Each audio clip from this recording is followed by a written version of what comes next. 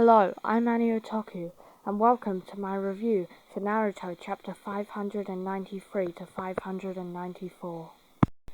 So starting with chapter 593. It opens with Sugetsu and Sasuke having a bit of an argument because Sugetsu's basically saying, you shouldn't resurrect Orochimaru, and Sasuke's like, oh, it'll be fine. And I mean, I can see what Sugetsu's saying. I mean, Orochimaru literally wants Sasuke's body, so I don't know why he wants to resurrect him. So then they need a bit of Orochimaru's DNA, which Jogo gets off Kabuto, which I guess it makes sense. He did say that Kabuto did say that he's got Orochimaru's DNA inside him.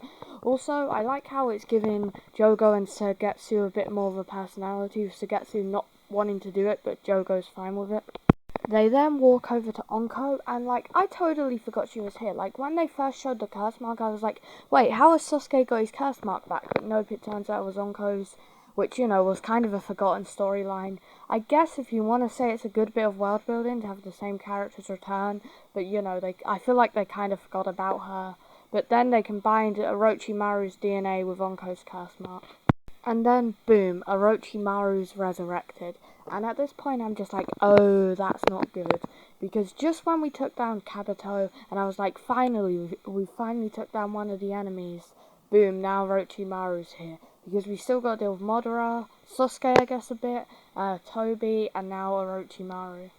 But anyway, then Orochimaru begins to explain how he's been watching everything from inside Onko's curse mark, and I'm not exactly sure how that works, but okay, we'll go with it.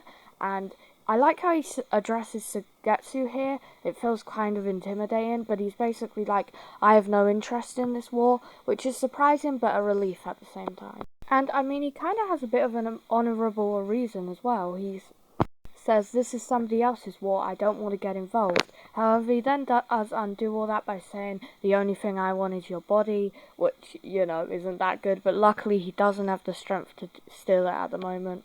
Because I guess, it's only a part of him that was in Onko's curse mark. But this is where things start to get a bit confusing, because Sasuke holds out the scroll, and Orochimaru is like, what is your intention in meeting with them?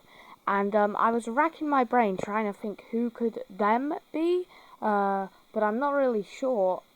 They also referred to him in the last chapter, and I think a bit in this chapter, as somebody who knows all. And Sasuke basically says he wants to meet with them to find out the truth. So I'm guessing it's something to do with the Uchiha clan's murder, even though he already found out the truth about that when, Itachi got deanimated. I guess that's the word.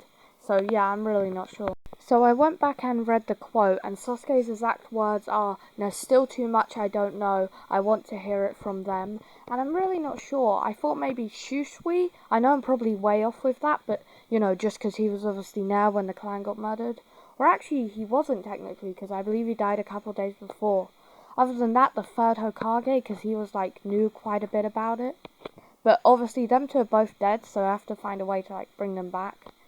Sasuke and Orochimaru begin talking, and basically Sasuke starts questioning stuff like, what is he supposed to do? And Orochimaru's like, are you questioning your vengeance? And Sasuke's like, no, now after reuniting with Itachi, my vengeance, my hatred has just grown for Konoha. I just want to know why Itachi still considered himself a Konoha shinobi, and what's a clan, what's a village. So, it seems like Sasuke, he still wants to get revenge, obviously, still wants to try and destroy Konoha, but he also wants to, maybe go on a journey of self-discovery a little bit, it seems. So, that could be slightly interesting. I'm wondering if maybe the seed has been planted for Sasuke to switch back to the good side. Then Orochimaru takes back the rest of his powers from Kabuto, and him and Sasuke are about to leave.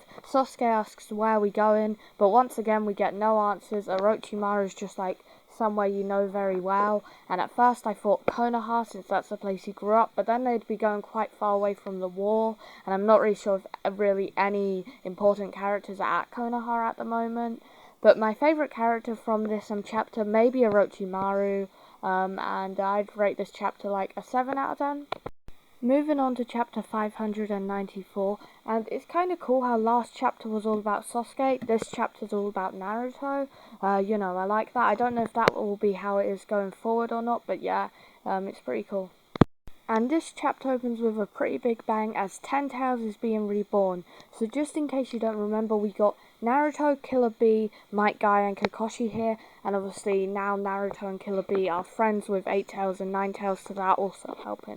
And it's explained to us that even though he doesn't have 8 or 9 tails yet, he's, because he got some 9 tails chakra from Kinkaku and Ginkaku, and because he got the 8 tails tentacle, he could still revive 10 tails using that. And I saw a lot of people saying, oh, this is annoying, why didn't he just do that in the first place? But I think it makes sense that he waited, because he explains that since he only has a little bit of each of their chakras, he's not going to be as powerful, so it makes sense that he would try and get all of 8 tails and 9 tails to make it as most powerful as he could. And then when it took too long, he decided, you know what, now I'll just go with the little bit that I got. Oh, and I forgot to say, but the way they're finding out all this information is because Nine Tails and Naruto have switched places, so Nine Tails can now talk through Naruto, which is pretty cool. I hope now that Naruto and Nine Tails are like friends, that we can find out a lot more about Nine Tails' personality and not just see him as like this big raging monster. And then Toby says a couple of things to Kakashi. He says, Kakashi, you speak your mind too easily. And to Might Guy, he says, why should I tell you who I am, you who can't remember faces? Which I guess is a callback to Kisame and how every time they fought, Might Guy didn't remember him. And it's pretty funny how Toby's just criticizing them as they fight. And then Naruto asks Nine Tails, is Ten Tails really that bad? And the way they describe him, it's kind of like he's a god, to be honest. In fact, they literally do call him a god. They say he was the beginning of chakra, the creator and god of a lot of nations. So, you know, they're literally fighting a god now. We've got to that point in this series. So yeah, that should be interesting. I mean, I'm expecting a good fight, but yeah. But I kind of want Toby to get 8 tails and 9 tails now, no? You know, just so we can see 10 tails at full power. And anyway, they begin to say all this typical stuff that you hear when people are describing gods in fiction, that he drank oceans, hoisted up mountains, split skies, so yeah, he should be pretty powerful. And Toby once again begins explaining his plan of basically putting everyone under a genjutsu, and this guy must have a super tragic backstory, because seriously, like, he keeps going on about how the world's full of despair and how, you know, putting everyone under genjutsu will make it way better and the world's out of hope. So yeah, I'm interested to see that. And Naruto, here's Toby trying to talk no jutsu and he's like, oh no, I'm the best at talk no jutsu. So he basically starts going on about how kids love looking up to their heroes and he'll become the greatest Hokage. And I know we all kind of joke about Naruto's talk no jutsu, but it is always inspiring. And then Might Guy and Kakashi chime in, but what they say it doesn't seem like they're talking about the same thing, because Might Guy says all dreams need to come to an end at some point, and Kakashi says you must try and fulfill your dreams.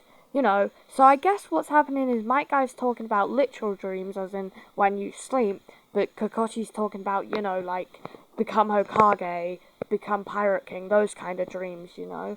And, but yeah, so I guess they're talking about two slightly different things. And then we get this pretty funny scene with B where he starts rapping about dreams. Don't worry, I won't re-rap it. We've already saw my rapping and it was terrible. But yeah, and he confesses his pretty pervy dream. And I think a bit later, 8 Tails is like, did you really want to confess that? And B's like, ah. So then Naruto charges at Toby, which what I believe is a basic Rasengan, but it's still going to hurt a lot anyway because he's in Kurama Chakra mode, but he misses and he basically says cracking that mask's going to be a lot harder than I thought, and then Toby lifts up like the weapon thing that he's got, which looks a bit like a fan, and Ten Tails is behind him, and you know, it's a pretty cool scene to end the chapter on. Favourite character of this chapter might be B. He only got like one panel, but it's still hilarious. He's such a good character. Or probably like Naruto, I guess. But yeah, and I rate this chapter probably like 7 or 8 out of 10. Thanks for watching. Like, subscribe, do all that good stuff, and I'll see you next time. Bye.